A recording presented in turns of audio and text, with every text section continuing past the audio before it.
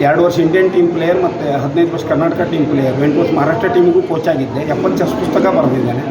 ಕಳೆದ 55 ವರ್ಷದಿಂದ ಚೆಸ್ನಲ್ಲೇ ಇರೋದು. ಈ ಬಟ್ ಚೆಸ್ ಸ್ಕೂಲ್ ಏನಿಲ್ಲ ಬೋರ್ಡು ಪೀಸು ಕ್ಲಾಕ್ ಎಲ್ಲ ಇದೆ, ಅದೆಲ್ಲ ನಮ್ಮದೇ.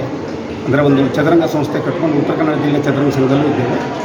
ಕಟ್ಕೊಂಡು ಎಲ್ಲ ಕಡೆ ಚೆಸ್ ಅಭಿವೃದ್ಧಿ ಆಗಲಿ ಅಂತ ಇದು ಮಾಡ್ತಾಯಿರೋದು. ಇದನ್ನು ಜಿಲ್ಲಾಡಳಿತ ಹಾಗೂ ಮತ್ತು ರಾಜ್ಯ ನೌಕರರ ಸಂಘ ಕಾರವಾರ ಬ್ರ್ಯಾಂಚ್ ಸೇರಿಬಿಟ್ಟು ಈ ಟೂರ್ನಮೆಂಟ ನಡೆಸ್ತಾ ಇದ್ದಾರೆ.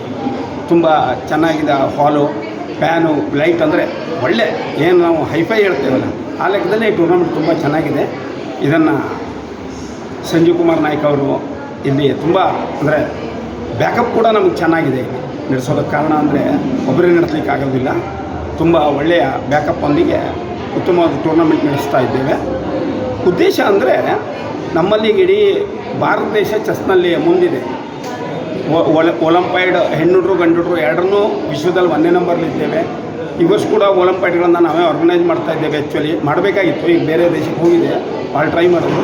ಈ ರೀತಿ ಚೆಸ್ ಟೂರ್ನಮೆಂಟ್ಗಳನ್ನು ಅಭಿವೃದ್ಧಿ ಮಾಡೋದಕ್ಕೆ ಇಲ್ಲಿ ಕಾರವಾರದ ಹುಡುಗರು ತುಂಬ ಇಂಪ್ರೂವ್ ಆಗಲಿ, ಹೊರಗಿನವರು ಹೇಗೆ ಆಡ್ತಾರೆ ಅಂತ ಗೊತ್ತಾಗಲಿ ಹೇಳಿ ಜಿಲ್ಲಾ ಮಟ್ಟದ ಈ ಟೂರ್ನಮೆಂಟನ್ನು ಆಯೋಜಿಸಿದೆ. ಒಟ್ಟು ಎಷ್ಟು ಜನ ಪಾಲ್ಗೊಂಡಿದ್ದಾರೆ? ಇದರಲ್ಲಿ 60 ಜನ ಪಾಲ್ಗೊಂಡಿದ್ದಾರೆ. ಸರ್, ಈಗ ತಾವು ಕೂಡ ಇದರಲ್ಲಿ ಪಾಲ್ಗೊಂಡಿದ್ದೀರಿ.